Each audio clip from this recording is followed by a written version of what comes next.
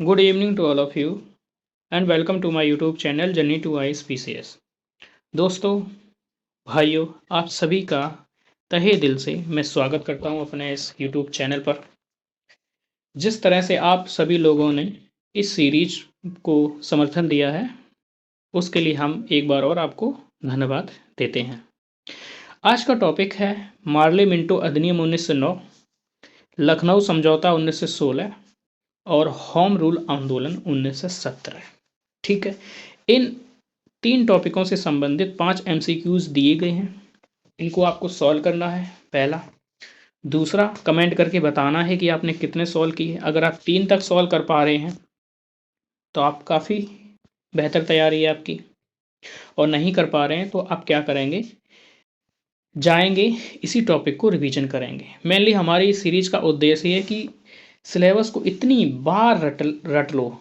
रटना देखिए एक गलत शब्द गलत सेंस में लिया जाता है, लेकिन रटना भी अच्छी बात होती है। ठीक है, लेकिन जब कंसेप्ट है, जब समझ है, तो रटना अच्छी बात है, और अगर केवल रटते हो तो वही बुरी बात बन जाती है। ठीक है, तो रटना भी एक अच्छी चीज़ है अगर उसको सही से उपयोग किया जाए तो आपको इन तीनों टॉपिक को रिवाइज करना है। ठीक है, और इसी प्रकार से अगले प्रीलिम्स तक हम 2 बार, कम से कम 2 बार रिवीजन कर लेंगे, और ज़्यादा टाइम नहीं लगेगा। डेली को आपका मुश्किल से 30 मिनट या 35 मिनट हार्डली आपको देने होंगे। ठीक है, और अगर आपको ये प्रोग्राम पसंद आए तो आप फॉलो कर सकते हैं। चलिए आज की क्लास स्टार्ट करते हैं। पहला क्वेश्चन है, राष्ट्रीय आंदोलन की अवधि में जिस घटना में मतभेद के बीज थे वह जिसने अंततः देश का विभाजन कराया था थी। ठीक है, यहाँ कॉमा लगा दीजिए।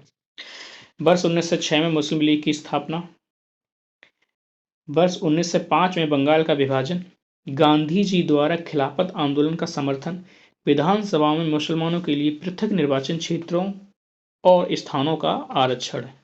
ठीक है, आप पॉज करिए क्लास को और उसके बाद सॉल्व करिए और कमेंट में बताइए। चलिए हम सॉल्व करते हैं। इसका आंसर हो जाएगा डी। ठीक है, मेनली जो मुसलमानों को मार्ले मिंटो अधिनियम आया था उसके तहत इनको पृथक निर्वाचन अधिकार दे दिया था। मतलब ये था कि जिस क्षेत्र में सभी लोग रहते हैं, मुसलमान की आबादी थोड़ी ज़्यादा है, तो वहाँ पर केवल मुसलमानों का ही कैंडिडेट खड़ा होगा। दूसरी बात जो इससे भी ज़्यादा भयावह थी वो थी ये कि केवल मुसलमान लोग ही वोट डाल सकेंगे, शेष आबादी को वोट देने का अधिकार नहीं होगा। ठीक है, तो जब ये विधानसभा में मुसलमानों के लिए पृथक निर्वाचन क्षेत्रों स्थानों का आरक्षण था ना, इसने ही फाइनली देश को डिवाइड किया। अगला है क्वेश्चन, काफी सुंदर क्वेश्चन है, लखनऊ समझौते से निम्नलिखित में से कौन 1916 के लखनऊ कांग्रेस अधिवेशन के विषय में असत्य है। ठीक है, गलत आपको देखना है। अंबिका चरण मजूमदार ने इसकी अध्यक्षता नहीं की। इस अधिवेशन में उदारवादियों और उग्रवादियों के बीच पुनः मेल स्थापित हुआ था। महात्मा गांधी पहली बार चंपारण के किसानों की समस्याओं से अवगत कराए गए। उपर्युक्त में से कोई नहीं। इसका ऑप्शन सी जो है बिल्कुल सही है।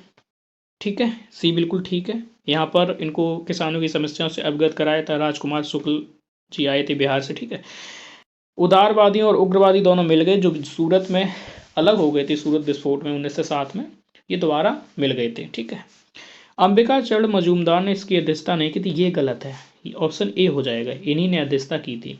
मुस्लिम लीग से थे मोहम्मद अली जिन्ना, और ये यहाँ थी अंबिका चरण मजूमदार थे कांग्रेस से। ठीक है, नेक्स्ट क्वेश्चन देखते हैं अपना, एनी बेसेंट के बारे में। काफ़ी अच्छा क्वेश्चन है। देखिए, एनी बेसेंट के बारे में सही कथन को चयन करना है, सही कथन। ठीक है, होम रूल आंदोलन प्रारंभ करने के लिए उत्तरदायी थी। पहला, थियोसॉफिकल सोसाइटी की संस्थापिका थी। इंडियन नेशनल कांग्रेस की एक बार अध्यक्षा थी। ठीक है, ये ठीक है, क्योंकि 1917 में होम रूल आंदोलन शुरू किया था इन्होंने। ठीक है, इंडियन कांग्रेस जो थी हमारी, इंडियन नेशनल कांग्रेस, उसकी एक बार अध्यक्ष भी बनी हुई थी। ठीक है, कब बनी थी? 1917 में बनी थी, कलकत्ता के अधिवेशन में। ठीक है, तो ये भी ठीक है, ये भी ठीक है। ये गलत है, जो थियोसॉफिकल सोसाइटी थी इसकी स्थापना इन्होंने नहीं की थी, ये की थी कर्नल अलकाट कर्नल अलकाट और मैडम बिलाट बस्की, ठीक है। तो इसका बी नहीं होगा, यानी कि 2 नहीं होगा, ये नहीं होगा, ये नहीं होगा, आपका ये हो जाएगा 1 और 3, ठीक है। नेक्स्ट क्वेश्चन देखते हैं, काफी अच्छा क्वेश्चन है। कांग्रेस के 1916 के लखनऊ अधिवेशन में कौन सा मुख्य दूरगामी परिणाम वाला निर्णय लिया गया जिसने बहुत दूर तक प्रभाव डाला, ठीक है। मुस्लिम लीग की पृथक निर्वाचन क्षेत्र की मांग स्वीकार की कांग्रेस ने। कांग्रेस और मुस्लिम लीग का अस्थायी विलय हो गया।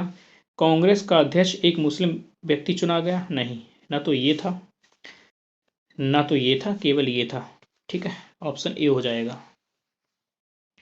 नेक्स्ट क्वेश्चन देखते हैं, आज की क्लास का अंतिम क्वेश्चन। अतिवादियों और उदारवादियों के पुनर्मिलन की प्रक्रिया में प्रमुख शिल्पी निम्न में से कौन थे, यानी कि किनके प्रयासों से उदारवादी और अतिवादी लोग मिल गए थे। Annie Besant, Mohammad Ali Jinnah, madam कामा, फिरोज शाह मेहता। ऑप्शन है ए, एनी बेसेंट। देखिए, एनी बेसेंट और जो तिलक जी थे, तिलक जी, इन दोनों के ही प्रयासों से उदारवादी और अतिवादी लोग मिल गए थे, ठीक है। आपको क्लास पसंद आए तो लाइक करें, शेयर करें, फॉलो करें। Thank you, all the best.